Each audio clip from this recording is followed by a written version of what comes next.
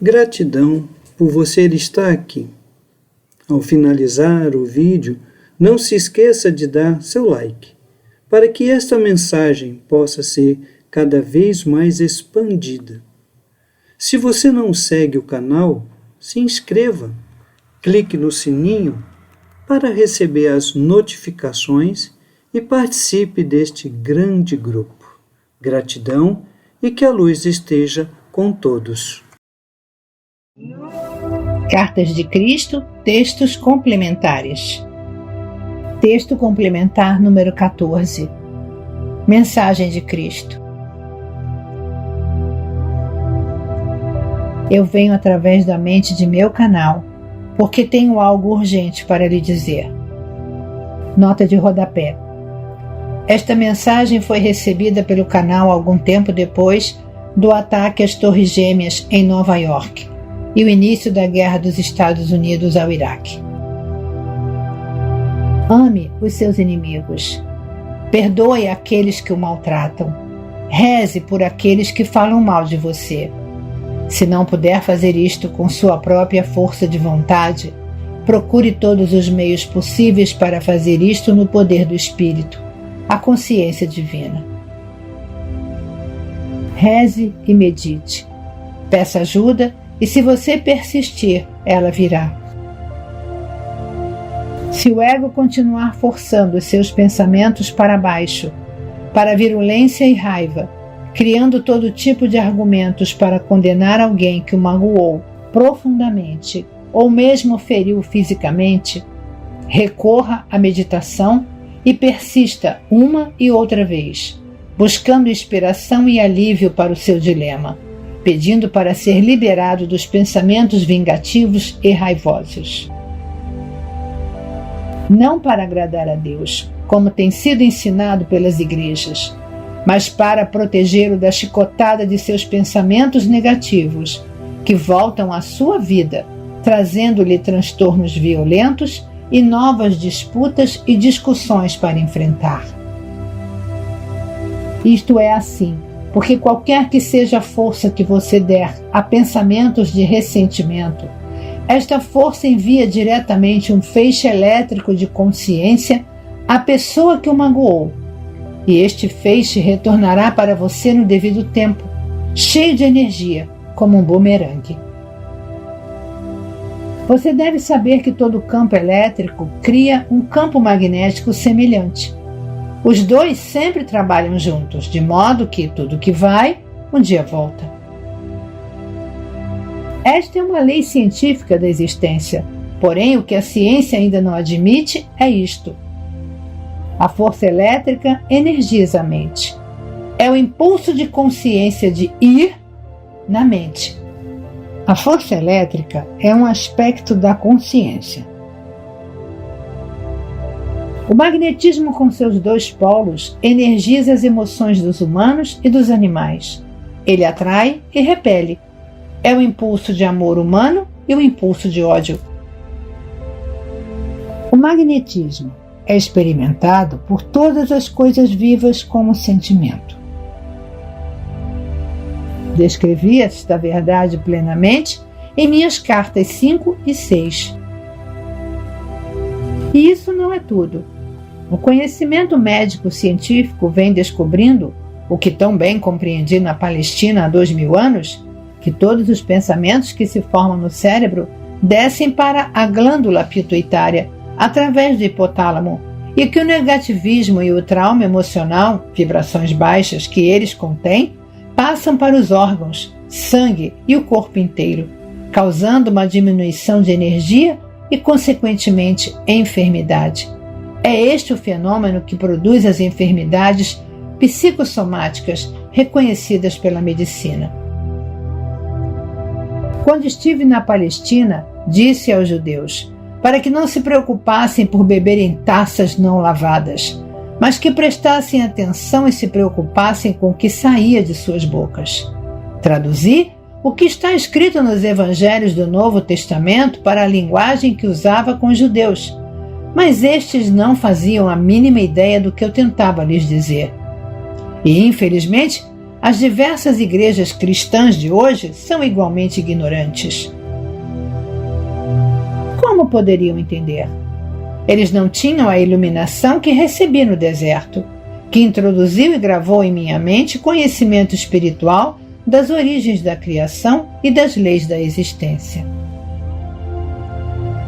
Porém, vocês que vivem no mundo de hoje têm tido inúmeros professores que vêm à Terra para explicar os fatos científicos e também os místicos que os dirigem para verdades espirituais metafísicas, preparando-os para receber minhas cartas que contêm a verdade mais elevada de todas, a verdadeira natureza de sua fonte de origem, que vocês denominam Deus, e as leis universais da existência.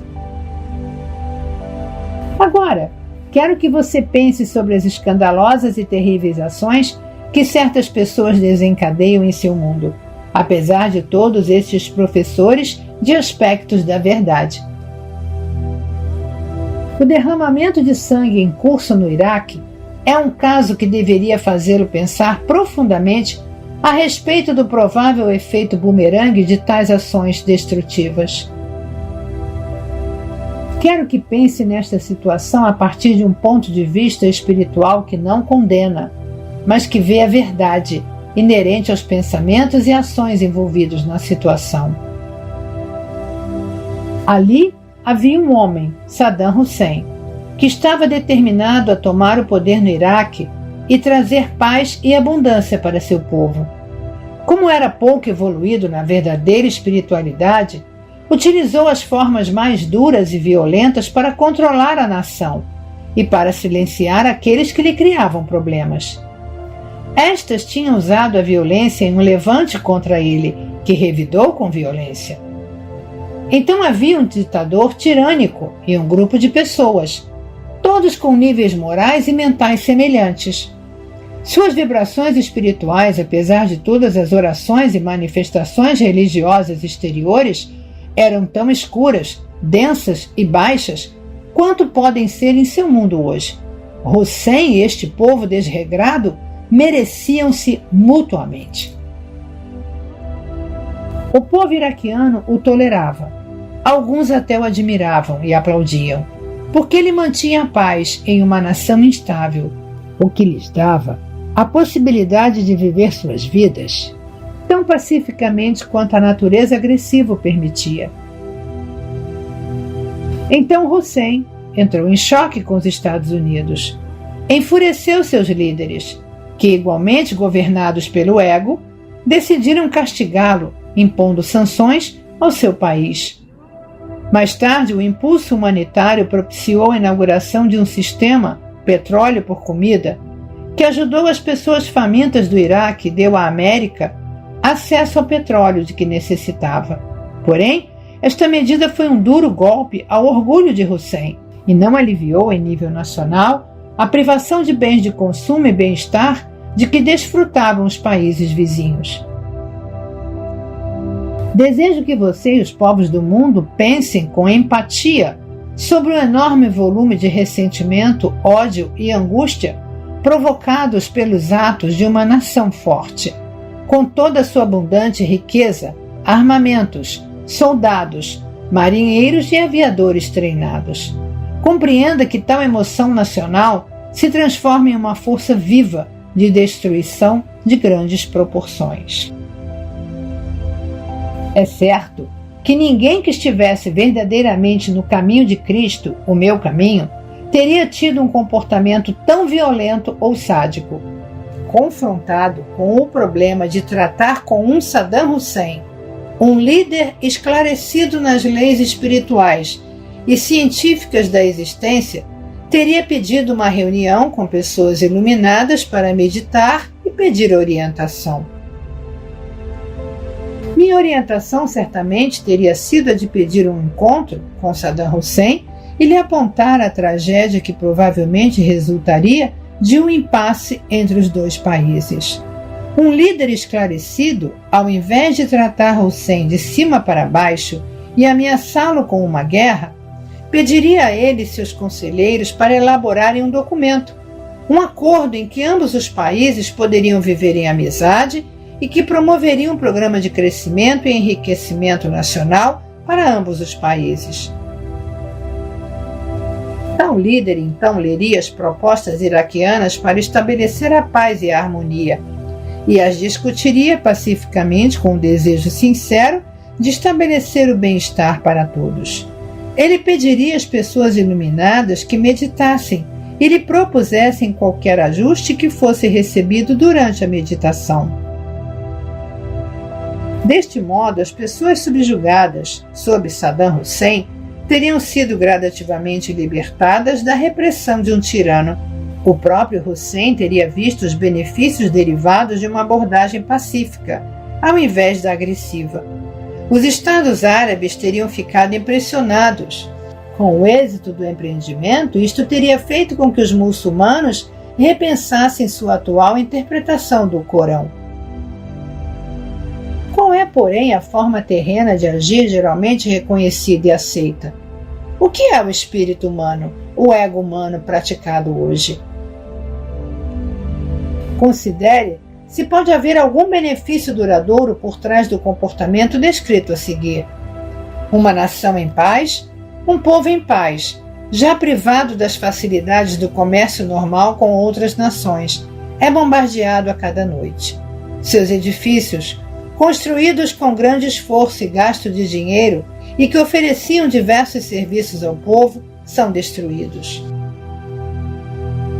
Noite após noite, gente inocente submetida ao terror das bombas, perguntando-se: onde cairão? Quem será atingido? Seremos encontrados sob os destroços? Perderemos algum membro da família? Morreremos todos? O que fez esta gente para merecer tal suplício, a não ser sujeitar-se à tarefa de tentar viver tão bem quanto possível sob o governo de um tirano a quem os Estados Unidos odiavam? Antes disso, outro tirano fanático enviou aviões para destruir as torres gêmeas do World Trade Center, em Nova York. Um grande grito de fúria, raiva e vingança elevou-se do povo americano, uma vez que perderam-se muitas vidas de pessoas queridas naquela destruição. Desde então, a cada ano, acontecem nas igrejas cristãs cultos religiosos recordando os mortos e muitíssimas lágrimas são derramadas por elas em um dilúvio de dor. Pense por um momento nesses cultos cristãos. Fala-se em perdoar aqueles que foram os instrumentos desta destruição? Os americanos derramam lágrimas pelos inocentes que morreram sob a chuva de bombas lançadas noite após noite, sem outra razão senão o ódio cáustico contra Hussein? São realizados cultos pelos inocentes iraquianos mortos? Eles pensam alguma vez que mataram inocentes que não tinham como se proteger das armas terríveis dos Estados Unidos e que nunca lhes haviam causado nenhum mal? Considere o peso do estresse emocional desencadeado por toda esta insuportável e arrogante destruição de outro país. Destruição esta que liberou todos os grupos de combatentes rebeldes que Hussein havia mantido sob controle, provocando o modo mais vil de matar outras pessoas, os homens-bomba.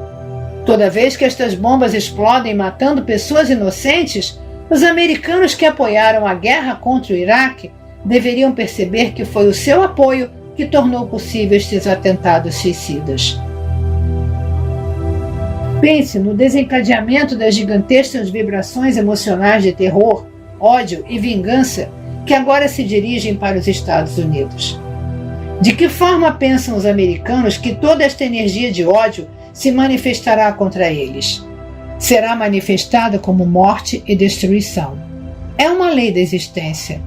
Até as igrejas cristãs dizem crer nesta lei. Onde não há perdão, há retribuição sob a forma de causa e efeito. O perdão, completo, total e amoroso, dissipa as energias violentas do ódio. Sem o perdão, elas ganham forças a partir do ressentimento contínuo para com o oponente.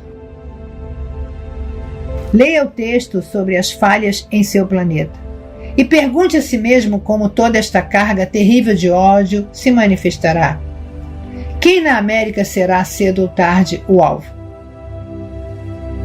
Portanto, lhe digo claramente, em sua casa, comunidade, cidade, estado ou país, perdoe a quem quer que o tenha magoado ou prejudicado de qualquer maneira, grande ou pequena.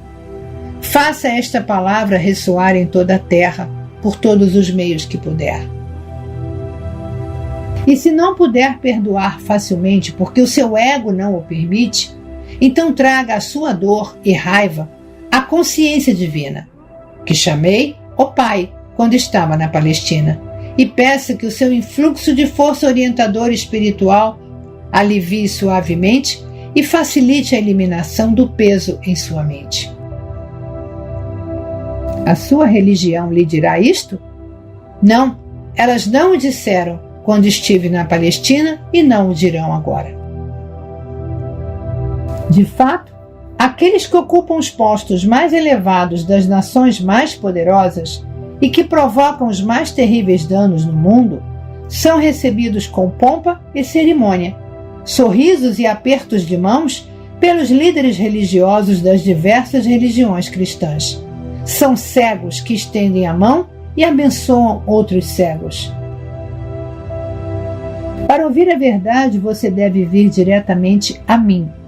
Eu estou realmente vivo e em vida universal. Venha e receberei o seu chamado, respondendo amorosamente. Tenha a coragem de unir-se ao caminho de Cristo e seguir os ensinamentos que trago ao mundo através de minhas cartas.